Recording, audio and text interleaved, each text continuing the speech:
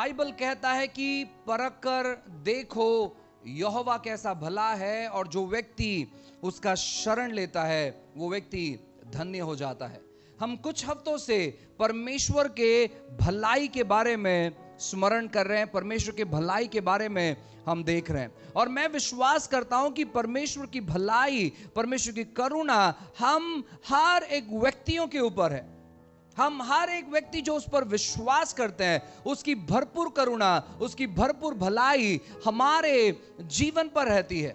काफी बार हम परमेश्वर की भलाई को अनुभव नहीं कर पाते हैं क्योंकि हमारा दृष्टिकोण परमेश्वर को देखने का बहुत अलग होता है। काफी बार हमें ऐसा लगता है कि परमेश्वर ही एक है जो हमारे जीवन में बहुत सारे संघर्षों को ला रहे हैं। परमेश्वर परीक्षाओं के द्वारा हमें सिखाते हैं। अच्छा, मैं बीमार पड़ा, शायद मैंने कोई गलती की और परमेश्वर मेरी ताड़ना कर रहे हैं। परमेश्वर इतने बुरे नहीं है कि वो गलत चीजों से आपकी परीक्षा करेंगे।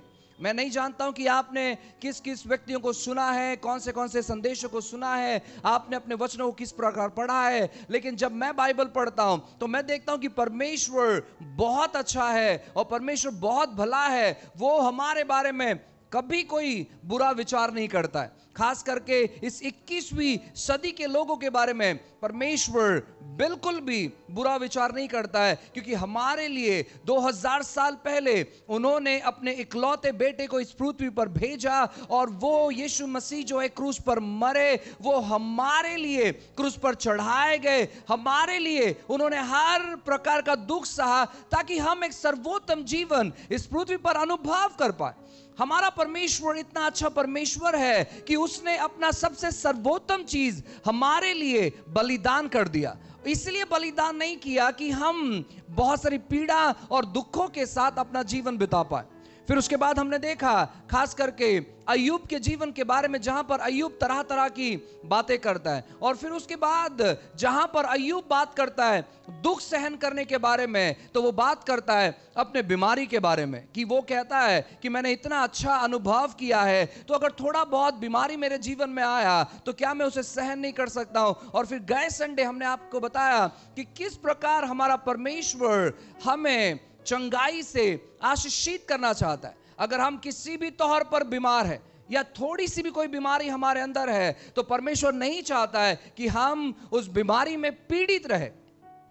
आज भी हम चंगाई के विषय में देखेंगे, और अगले हफ्ते हम लोग विशेष करके प्रार्थना करेंगे जो लोग बीमार है, जो लोग काफी समय से बीमार है, जो लोग काफी समय से पीड़ित है।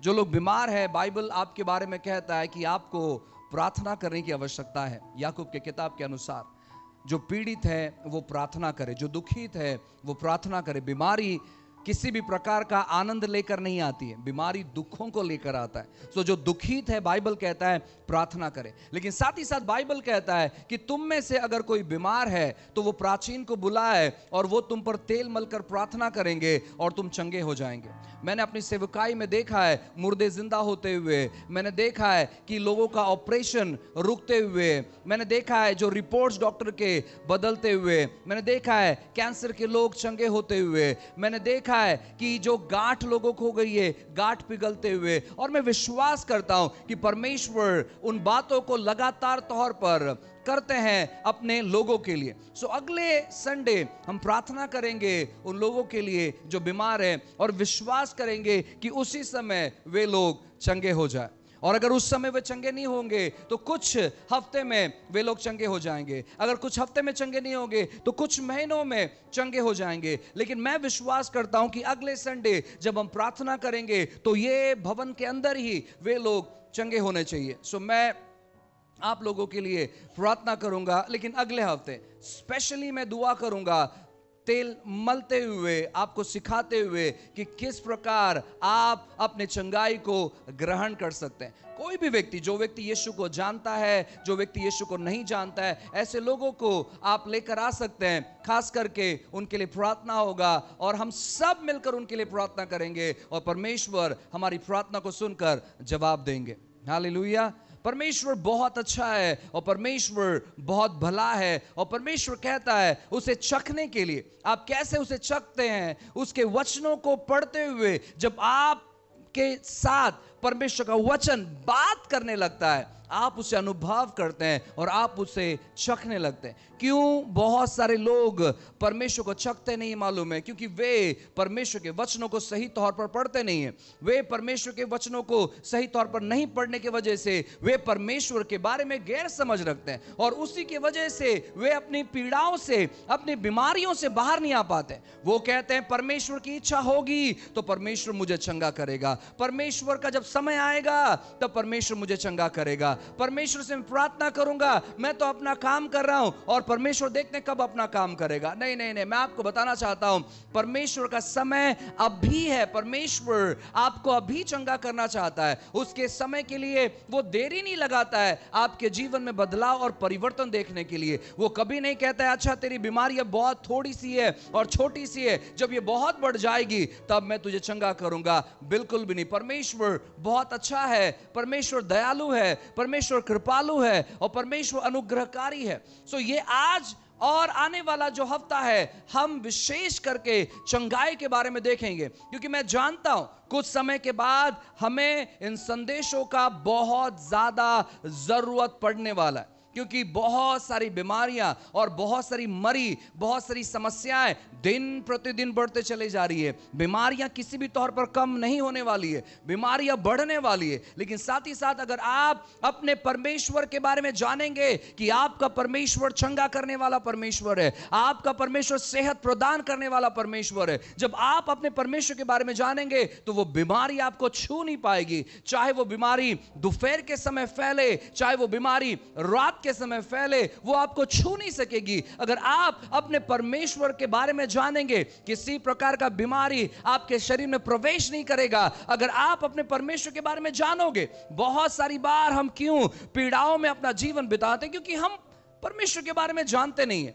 देखो, हम सारा चीज परमेश्वर के बारे में जीते जी कभी नहीं जान पाएंगे, क्योंकि वो बहुत रहस्यमय है, वो बहुत महान है, वो बहुत विशाल है, वो बहुत श्रेष्ठ है। और हमारा छोटा सा जो मस्तक है, हमारे अंदर जो दिमाग है, वो बहुत लिमिटेड है, वो बहुत सीमित है। हम परमेश्वर को परफेक्टली कभी नहीं जान पाएंगे, लेकिन हम परमेश्वर को साफ रीति से जान सकते हैं। मैं हमेशा एक उदाहरण देता हूं कि जब आप खुले आसमान की तरफ देखोगे, अपनी नजरों को ऊपर उठाते हुए आप देख सकोगे आसमान पूरी तौर पर कितना साफ सुथरा है। आप देख सकोगे कि शायद बादल ने ढाक लिया है आपके शहर को। आप बादलों को और आसमान को बहुत साफ देख सकते हैं, लेकिन आप उसे पूरा नहीं देख सकते। आप पूरा आसमान कभी नहीं देख सकते, क्योंकि आसमान बहुत विशाल है, बहुत बड़ा है, और हमारा परमेश्वर उससे भी विशाल है, क्योंकि वो सारा चीज परमेश्वर के अंदर है।